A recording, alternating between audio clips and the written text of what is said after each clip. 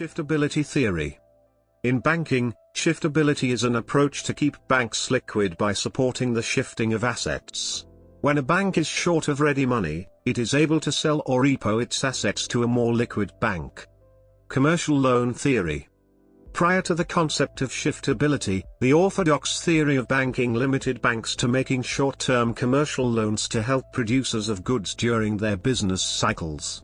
For example, apple farmers may require short-term financing until the crop is ready for sale.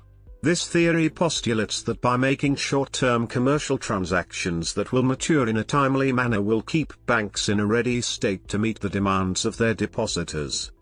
Shiftability. Although banking at the time was not a new concept, what had changed was that deposits had become the primary liability of banks. In 1830 the capital of banks was about 3 times the deposits, but less than 100 years later depositors had come to represent approximately 68% of the equity in banks. This increase in the proportion of deposits had many worried about the possibility of a run on the banks and the inability to get much needed cash. It was shown that short-term commercial lending oftentimes did not mature or liquidate at maturity due to changing business cycles. Growing opposition began to showcase the need for an improved banking system that could avoid forced liquidation of this short-term paper that came about more or less periodically. It proposed that banks, rather than relying on the liquidity of these assets in a crisis, should be able to shift these earning assets to another institution with a better cash position, thereby creating the reserves needed. This ability to shift assets provides liquidity to otherwise non-liquid assets. The key piece of legislation that led to this reality was the Banking Act of 1935.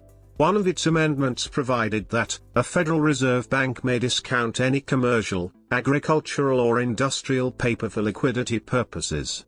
It also allowed necessary advances to its member banks secured by any sound asset that would otherwise be described as ineligible by the orthodox theory to provide bank reserves.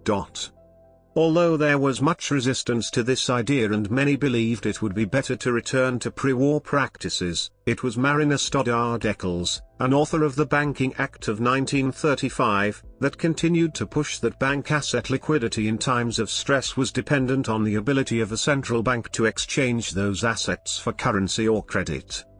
During a crisis. One shortcoming of the shiftability theory, similar to one that led the banking system away from the orthodox theory, was that in times of stress or crisis, the effectiveness of these assets for liquidity purposes goes away as there is no market for them.